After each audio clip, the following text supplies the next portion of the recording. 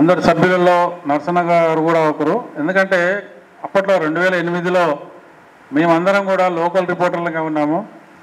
మాకు ఎక్కువ సభ్యత్వం ఇవ్వడానికి ఏ సొసైటీ కూడా ఒప్పుకోలేదు. మరి ఏం చేయాలి? హైదరాబాద్లో పనిచేస్తున్నాం కదా, మేము 30 ఏళ్ళు 20 ఏళ్ళ నుంచి పనిచేస్తున్నాము. మాకు ఎందుకు ఇవ్వరు మెంబర్షిప్ అని అడిగి, మీరేంది ఇచ్చేది, మేమే సొసైటీ ఏర్పాటు చేసుకుంటామని చెప్పేసి ఆనాడు 2008లో మేమంతా ఆలోచించి ఈ సొసైటీ ఏర్పాటు చేసి ఆ రోజు నుంచి ఈ రోజు వరకు కూడా మనం ఎక్కడా తప్పు చేయకుండా ప్రతి సంవత్సరము గవర్నమెంట్కు రిటర్న్స్ ఫైల్ చేస్తున్నాం, మన లిస్టు సబ్మిట్ చేస్తున్నాం. మేడం గారు అన్నారు, ప్రతి సంవత్సరం మీరు కరెక్ట్గా సబ్మిట్ చేస్తే, రిటర్న్ సబ్మిట్ చేస్తేనే మీ సొసైటీ ఉంటుంది, లేకపోతే రద్దు అవుతుందంటే. అవును, ఇది యూనియన్ కాదు, జనరల్గా యూనియన్లకు ఇలాంటివి ఉండవు. యూనియన్ ఎలాగైనా ఉంటుంది, కానీ సొసైటీ బైలా వేరు, సొసైటీ చట్టం వేరు.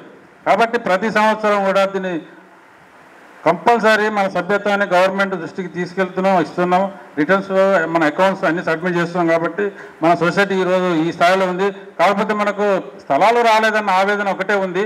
అవి సాధించడం కోసమే మనము ముందడుగు వేయాలి. మీరందరూ కూడా మాకు సహకరించాలని చెప్పేసి కోరుతున్నాను. ఇప్పుడు మన ప్రొఫెసర్ కోదండరామ్ గారు వీరు, నేను సార్ ఇట్లా మీటింగ్ ఉంది, మా సొసైటీ జనరల్ బాడీ మీటింగ్ ఉంది, మీరు రావాలి సార్ అని చెప్పేసి అడిగినప్పుడు వారు అన్నారు, నాకు మహబూబాబాద్లో నాకు మీటింగ్ ఉంది, ఎట్లా అమ్మా మరి నేను అక్కడ వెళ్ళాల్సి వస్తుంది అంటే, సార్ మేము జర్నలిస్టులం కదా సార్, మీ ఎంట ఉన్నాము, మీరు మా ఎంట ఉండాలి, తప్పకుండా రావాలి, ఆ మీటింగ్ అయినా వాయిదా వేసుకుని చెప్పాను. అలాగే చేసి మన మీటింగ్ ఇవాళ వచ్చాడు. అంటే మన మీద సార్కున్న అభిమానము, రేపు గవర్నమెంట్లో కూడా వారు మన తరపున పోరాడతారని చెప్పేసి నాకు ఆశాభావం ఉంది. కాబట్టి వారిని మాట్లాడాల్సిందిగా కోరుతున్నాను సార్.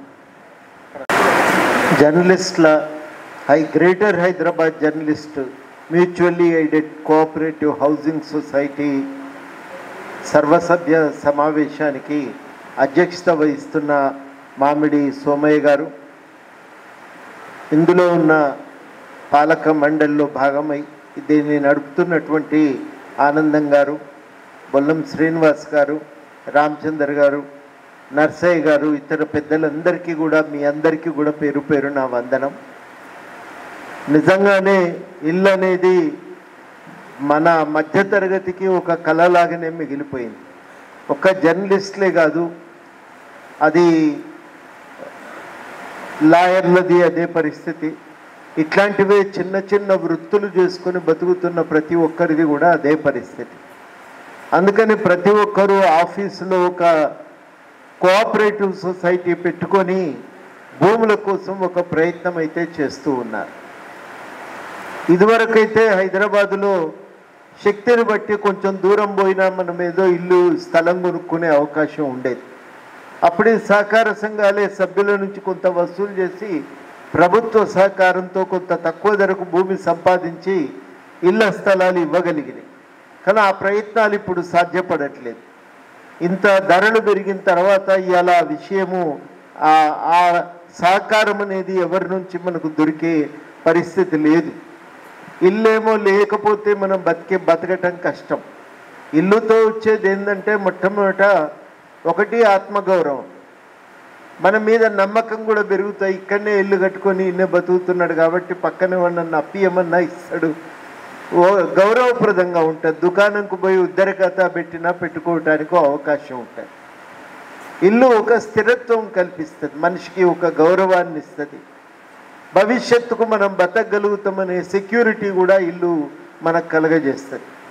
ఇప్పుడు ప్రభుత్వం పూనుకొని తక్కువ ధరకు భూమి ఇస్తే తప్ప మనకి ఇంకా ఇల్లు దొరికే అవకాశం అయితే లేదు.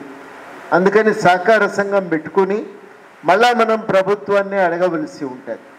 అదృష్టం కొద్దీ సుప్రీంకోర్టులో ఇళ్ల స్థలాల పంపిణీ మీద వేసిన కేసు నుంచి చీఫ్ జస్టిస్ గారు రమణ గారు ఉండగా జర్నలిస్టులను వారు మినహాయించారు కాబట్టి ఇప్పుడు ఇవ్వటానికి అవకాశం ఉంది. ఇదివరకు కూడా వాస్తవానికి పాత ప్రభుత్వం కొన్ని చోట్ల జర్నలిస్టులకు భూమి ఇచ్చింది. ఉదాహరణకి ఖమ్మం జిల్లాలో భూమి ఇచ్చింది, నల్లగొండలో కూడా ఇచ్చింది. ఇచ్చినట్టే ఇచ్చి మళ్ళీ గుంజుకున్నారు 2 చోట్ల కూడా. ఒక చోట ఏదో వివాదాన్ని సృష్టించింది. వీళ్ళందరూ పోయి పరిష్కారానికి ప్రయత్నం చేస్తుండగా జాగ తీసేసుకున్నారు. అట్లా ఆ భూములను కూడా వాళ్ళు తీసుకోవటం జరిగింది. ఈసారి అట్లా కాకుండా పక్కాగా మనందరికీ ప్రభుత్వం ఇల్లు కట్టించిస్తుందో జాగను ఇస్తుందో మొత్తానికైతే గవర్నమెంట్ని ఈ విషయం మీద గట్టిగా అడగవలసిన అవసరం అయితే ఉంది. ఆ మౌలిక సౌకర్యాన్ని సాధించుకోవాల్సిన అవసరం ఉంది. మీ దగ్గర మరి ఇప్పటికే 2008లోనే మీరు ఈ సంఘం పెట్టుకున్నారు కాబట్టి ఇంకా ఇప్పుడు కొత్తగా మీకు ఈ సంఘం పెట్టుకోవాల్సిన అవసరం లేదు. ఇదివరకల్లాగా కాకుండా జర్నలిస్టుల సంఖ్య పెరిగింది. కానీ ఒక ప్రధాన సమస్య ఏంటంటే డివిజన్ స్థాయిలో పనిచేస్తున్నటువంటి వాళ్ళ కోసము మరి ప్రత్యేకంగా జీతాలు ఏమో లేవు. పేరుకైతే జర్నలిస్టే, కార్డు చూయించుకొని మనం చాలా మీటింగ్లకు వెళ్తుంటాం, కవరేజ్ చేస్తుంటాం. కానీ మనకున్నటువంటి జీతంతో ఇల్లు కొనుక్కోవటం అయితే అసలే సాధ్యం కాదు. కాబట్టి గవర్నమెంట్ సహాయం చేస్తే తప్ప ఇల్లు కట్టుకోవటానికి అవకాశం లేనటువంటి సందర్భం. కాబట్టి మనందరం కూడా ఇవాళ గవర్నమెంట్ను విజ్ఞప్తి చేస్తున్నాం. మరి మొన్న ఎన్నికల మేనిఫెస్టోలో దాదాపు అన్ని పార్టీలు కూడా, ప్రత్యేకించి కాంగ్రెస్ పార్టీ ఇప్పుడు అధికారంలో ఉంది, ఇళ్ల స్థలాల విషయంలో వాళ్ళు హామీ కూడా ఇచ్చారు.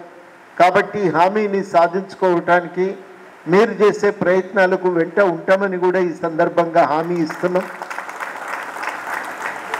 మాట్లాడేటప్పుడు మినిస్టర్ల దగ్గరికి వెళ్ళి మాట్లాడేటప్పుడు మరి అందరం కలిసి ఒక ప్రయత్నం అయితే చేద్దాం. తప్పకుండా సాధించుకోవటానికి గవర్నమెంట్ దగ్గరికి వెళ్ళి మరి మనకు ఇంకో సౌకర్యము అదృష్టము ఏంటంటే పొంగులేటి శ్రీనివాసరెడ్డి గారు సాధారణంగా అందుబాటులో ఉంటారు.